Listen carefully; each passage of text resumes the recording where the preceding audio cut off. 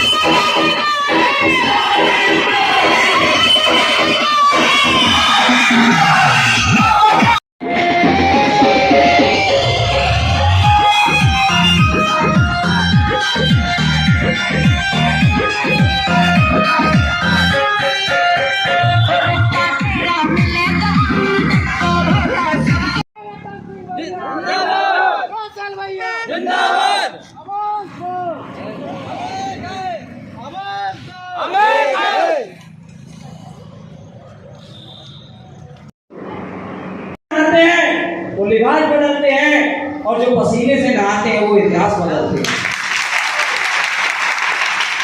Bhim army का एक एक कार्यकर्ता आज सड़क में, आप लोगों को बताने की जरूरत नहीं, क्योंकि आप जितने भी यहाँ पे मेरे साथी बैठे हुए सब भीम आर्मी के एक्टिव कार्यकर्ता, बताने की जरूरत नहीं। उमेश जी की तरह भीम आर्मी का एक एक कार्यकर्ता दिन रात सड़कों पे संघर्ष करता है। साथियों, कार्यक्रम की इसी कड़ी को अम्बेडकर जी का नारा नहीं था, ना ही मांडवर कांशीराम साहब का था। जो विश्व गुरु कहे जाने वाले महात्मा ज्योतिबा फुले ने बहुजन हिताय बहुजन सुखाय को स्थापित करने का संकल्प लिया। जो ज्योतिबा फुले ने 1848 में पूना में पहला पाठशाला खोला, जहां ब्राह्मण क्षत्रिय वैश्य इन नहीं सूत्रों को पढ़ने का अधिकार नहीं था, क्योंकि हमको पढ़ने से वंचित रखते थे। यह कहना गलत है कि हमें बिल्कुल नहीं था। सम्राट अशोक पढ़े लिखे थे, ज्योतिबा फुले पढ़े लिखे थे, चंद्रगुप्त मौर्य पढ़े लिखे थे। सामंतवादियों ने हमको पढ़ाई से दूर किया है। अधिकार तो था, यह कहना गलत है कि हमें अधिकार नहीं था। अधिकार तो था, पर हमको पढ़ने नहीं दिया जाता था। इन लोगों की साजिश थी, जो भारत में कम संख्या वाले लोग, कम संख्या वालों ने इस देश में राज किया और आज अधिक संख्या वाले लोग इस देश के गुलाम बने बैठे।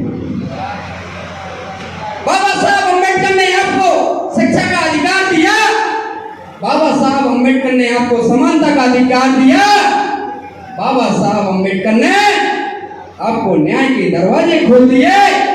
अभी भी आप सो रहे हैं। लम्बरदारों और सामंतवादियों के यहाँ आप समझौता कराने जाते हैं।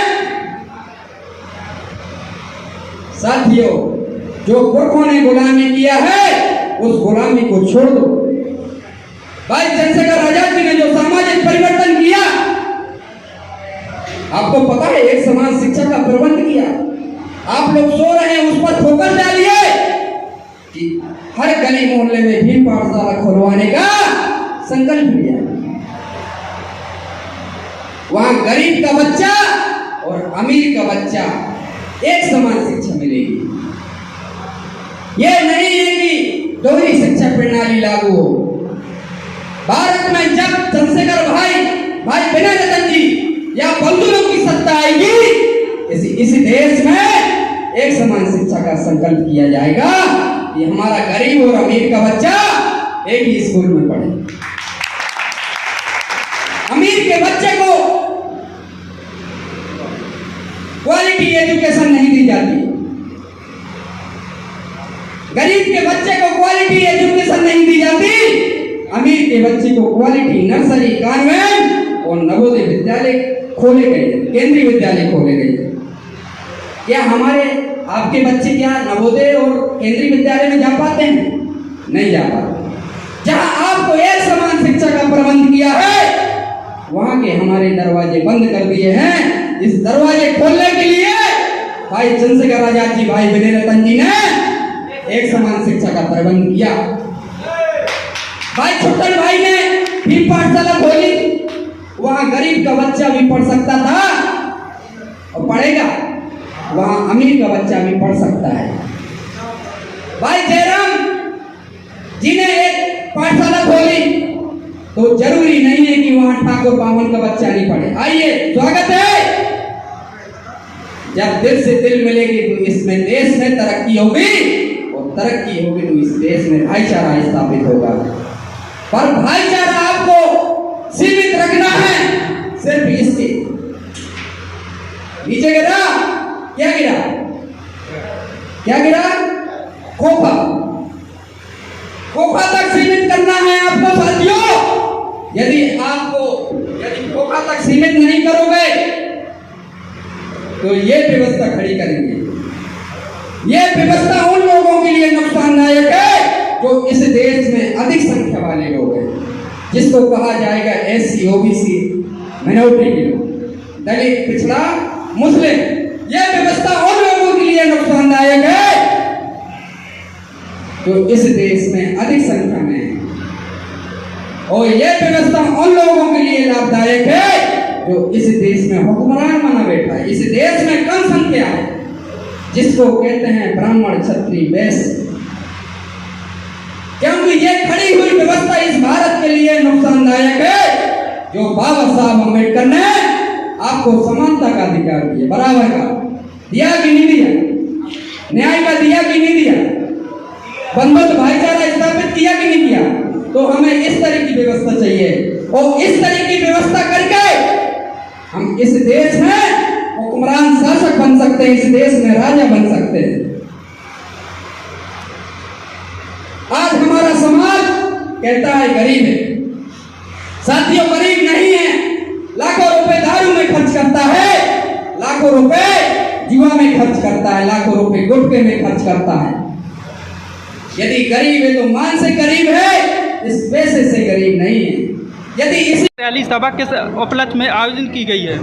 ये हम लोगों ने मंडल स्तरीय मीटिंग यहाँ पर किया है चित्रकूट मंडल के महोबा जिले पे, और यहाँ पर आज हम लोगों ने काफ़ी सारे मुद्दों पर चर्चा किया है। जैसे कि हम सब लोगों ने यहाँ पर संकल्प लिया है कि चित्रकूट मंडल के प्रत्येक गांव पर जो है भीम आर्मी का एक दो कार्यकर्ता जरूर होगा। प्रत्येक गाँव में जो है भीम आर्मी के गाँव तक पहुँचाने का जो है यहाँ पर संकल्प लोगों ने। अगर जब कभी इसके साथ छेड़छाड़ करेंगे या भारतीय संविधान के साथ छेड़छाड़ करेंगे तो पूरे देश ताकत के साथ इन मनुवादियों से, इन अलगाववादी आतंकवादियों से लड़ने का काम पुरजोर भी हमारी पूरी ताकत से। आगामी चुनाव में आपकी क्या रणनीति रहने वाली है? मैं बड़ा छोटा सा कार्यकर्ता हूँ। अब जो हमारे ऊपर से दिशा निर्देश हमारे राष्ट्रीय अध्यक्ष जी, हमारे संस्थापक जी, हमारे तमाम जिम्मेदार जो सीनियर पदाधिकारी जो भी आदेश देंगे हम लोग उसका पालन करेंगे, तमाम कार्यकर्ता उसका पालन करेंगे। और अगर रही बात जो हमारे कार्यकर्ता पदाधिकारी चुनाव लड़ा लेगी तो यहाँ की ताकत को देखते हुए लगता है बड़े मजबूती से हम लोग ताकत से चुनाव लड़ेंगे। संविधान बचाओ यात्रा कहाँ तक सफल है, आपको क्या लगता है? भाई संविधान बचाओ यात्रा तो सफल होनी है, क्योंकि ये पूरा आंदोलन ही संविधान बचाने के लिए चल रहा है। आप देखिए भाजपा इस देश के संविधान को ख़त्म करना चाह रही है। अब हम लोग अपने लोगों को ये बताने का प्रयास कर रहे हैं जो सबका साथ सबके विकास, महिला सुरक्षा, तमाम झूठे वादे करके हमारे लोगों को जो है बेवकूफ़ बना के सरकार पे आए, तो हम अपने लोगों को जाकर बता रहे हैं कि बाबा साहब ने वोट का अधिकार दिया है, उसमें ताकत है इन मनुवादियों को उखाड़ के फेंकने की। आप ये ताकत हम जो है वापस अपने लोगों को दीजिए। ये जो संविधान ख़त्म करने वाले लोग हैं इनको हटाया जाए, इनको जो है इनकी औकात दिखाई जाए, और तब जाके संविधान बचेगा। तो संविधान या बचाया जाता तो सफल है ही। और बाबा साहब डॉक्टर अम्बेडकर के जब तक बच्चे हैं तो किसी के मायके लाल में इतनी ताकत ही नहीं है कि संविधान को हल लगा ले।